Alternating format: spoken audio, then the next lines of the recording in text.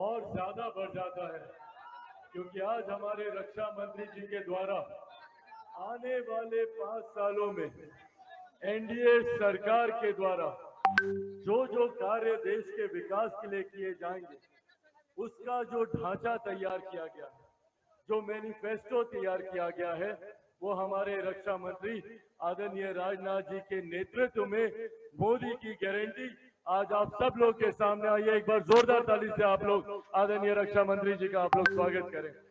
यहाँ इस सम्मानित मंच पर मौजूद भारतीय जनता पार्टी के प्रदेश अध्यक्ष, बिहार प्रदेश के उप मुख्यमंत्री मेरे भाई सम्राट चौधरी जी मौजूद, यहाँ पर बिहार प्रदेश के उप मुख्यमंत्री श्री विजय कुमार सिन्हा जी मौजूद। इस सम्मानित मंच पर बिहार सरकार में माननीय मंत्री श्री हरि सहनी जी मौजूद। इस सम्मानित मंच पर लोक जनशक्ति पार्टी रामविलास के हमारे प्रदेश अध्यक्ष राजू तिवारी जी मौजूद। इस सम्मानित मंच पर लोक जनशक्ति पार्टी रामविलास के बिहार प्रदेश के हमारे संसदीय बोर्ड के अध्यक्ष हुलास पांडे जी मौजूद। इस सम्मानित मंच पर हमारी जमुई की माननीय विधायिका, आप सबकी लोकप्रिय विधायिका श्रेयसी सिंह जी मौजूद।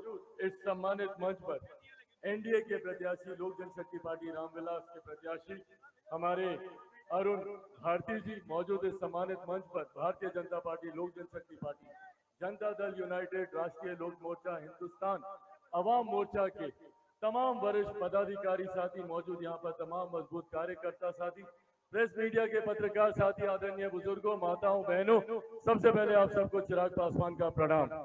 साथियों, आज जब लोकसभा चुनाव की इस पूर्व संध्या पर हम लोग यहाँ पर मौजूद हैं, कई बातें हैं जो आप लोगों से साझा करनी है, पर कई बातें उनमें से ऐसी हैं जो आप लोग जानते थे। पहले चरण का मौजूदा प्रधानमंत्री जी को तीसरी बार देश का प्रधानमंत्री बनाना है, इसमें कहीं कोई संदेह नहीं है, इसमें कहीं कोई विचार की बात नहीं है। ये पूरे देश ने इस बात का मन बना लिया।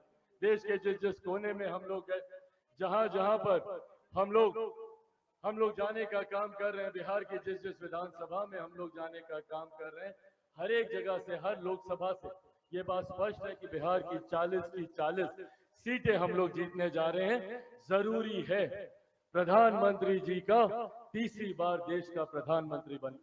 ये एकमात्र ऐसे प्रधानमंत्री हैं जिन्होंने देश की अर्थव्यवस्था को मजबूती देने का काम किया।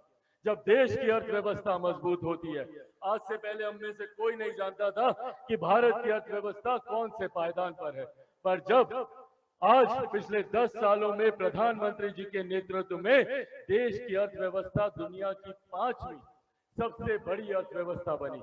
जब देश की अर्थव्यवस्था मजबूत होती है तो एक राज्य का राजस्व बढ़ता है। जब राज्य का राजस्व बढ़ता है तो हर क्षेत्र का आर्थिक विकास होता है, और जब क्षेत्र का आर्थिक विकास होता है तो हर गरीब व्यक्ति के हाथ में ज्यादा कमाई आती है, प्रति व्यक्ति आय में इजाफा होता है। इसके लिए देश की अर्थव्यवस्था का मजबूत रहना जरूरी है। लक्ष्य है अगले 5 साल में देश की इस अर्थव्यवस्था को तीसरे नंबर की अर्थव्यवस्था पर लेकर जाना। हमारे प्रधानमंत्री जी ने जहां देश की अर्थव्यवस्था को मजबूत करने का कार्य किया, तो वहीं महिलाओं के सम्मान के लिए शौचालय भी बनवाने का काम किया, महिलाओं की सुरक्षा के लिए उज्ज्वला योजना देने का काम किया। वही कोई गरीब व्यक्ति आर्थिक अभाव के कारण इलाज से वंचित न रह जाए, उज्ज्वला योजना भी देने का काम किया। जहां प्रधानमंत्री जी ने सरहद से हमारी सीमाओं को सुरक्षित रखने का काम किया, जहां हमारे रक्षा मंत्री जी ने हमारे देश को बाहरी ताकतों से सुरक्षित रखने का काम किया, तो वहीं अंतरिक्ष के माध्यम से भी कैसे भारत सुरक्षित रहे, इस बात का भी ध्यान हमारी केंद्र की सरकार ने दिया। आज हम बिहारियों की जिम्मेदारी और ज्यादा बढ़ जाती है। एक लंबे समय के बाद बिहार का सौभाग्य जगह है कि हम लोग को डबल इंजन की सरकार मिली है। डबल इंजन की सरकार के लाभ आप लोग को बताने की जरूरत नहीं है। बगल का राज्य उत्तर प्रदेश देख लीजिए, किस तरीके से मजबूती से दिन दुगनी चार रात चौगुनी तरक्की कर रहा है, वो सिर्फ और सिर्फ डबल इंजन की सरकार की वजह से। ये डबल इंजन की सरकार आज जब बिहार को मिली है, इसमें भी कोई संदेह नहीं है कि जैसे लोकसभा के बाद देश में एनडीए की सरकार बनने जा रही है, तो विधानसभा के बाद बिहार में भी पुनः एनडीए की सरकार बनने जा रही है। ऐसे में जरूरी है कि हम एक ऐसे प्रत्याशी का चुनाव करें जो केंद्र सरकार में भी सहभागी हो और राज्य सरकार में भी उनकी सहभागिता हो। साथियों, अपनी बातों को आज समाप्त करने से पहले और यह आग्रह करने से पहले कि आप लोग हमारे प्रत्याशी अरुण भारती जी का आगामी 19 तारीख को मजबूती से साथ देने का काम करें। मैं एक छोटा सा वाक्य आप लोग के संज्ञान में मेरे रक्षा मंत्री जी को लेकर देना चाहता हूं।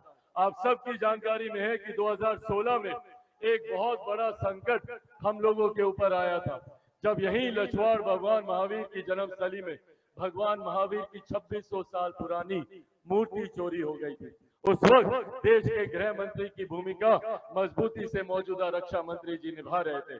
उस वक्त मैं और हमारे साथ तमाम हमारे साथी और खास तौर पर जैन समाज के देश विदेश से लोग वहां पर रक्षा गृह मंत्री जी, तत्कालीन गृह मंत्री जी आदरणीय राजनाथ जी से हम लोग मिलने गए। इनसे हम लोगों ने आग्रह किया और एक इन्हीं में वो इच्छा शक्ति थी, इन्हीं में वो ताकत थी कि महज एक हफ्ते के भीतर भगवान महावीर की खोई हुई वो मूर्ति ना सिर्फ हम लोगों ने बरामद की, बल्कि उसको पुनः स्थापित कर वहां पर आज एक खूबसूरत और दुनिया का सबसे खूबसूरत जैन मंदिर हम लोगों ने बनाने का काम किया। उसके बगल में 108 बेड का हम लोगों ने अस्पताल भी खोलने का काम किया। ये उदाहरण देने का कार्य आप लोगों को ये विश्वास दिलाना कि गृह मंत्री जी, रक्षा मंत्री जी, मौजूदा रक्षा मंत्री आदरणीय राजनाथ सिंह जी जब जब हम लोग के क्षेत्र को इनकी मदद की जरूरत पड़ी है, इन्होंने हमेशा एक अभिभावक बनकर, एक पिता तुल्य की भूमिका में आकर इन्होंने हम लोग का संरक्षण करने का काम किया। आज पुनः ये यहाँ पर आए हैं। पिछली बार जब ये आए थे, इनके साथ मंच पर ठीक बगल में मेरे नेता, मेरे पिता आदरणीय रामविलास पासवान जी मौजूद थे, पर आज ये उनकी भूमिका में है। जैसे पापा उस वक्त आशीर्वाद मुझे दिया करते थे, आज इनसे वही आशीर्वाद मुझे प्राप्त हो रहा है। एक बार पुनः दोनों हाथ उठाकर जोरदार ताली से रक्षा मंत्री जी का स्वागत करें।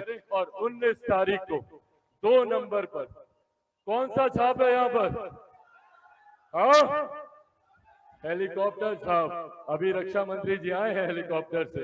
हेलीकॉप्टर छाप पर बटन दबाकर अपना आशीर्वाद देना। आशीर्वाद है ना? एक बार दोनों हाथ उठाकर अपना आशीर्वाद दे दे। बहुत बहुत धन्यवाद साथियों। जय हिंद, जय बिहार, जय जय।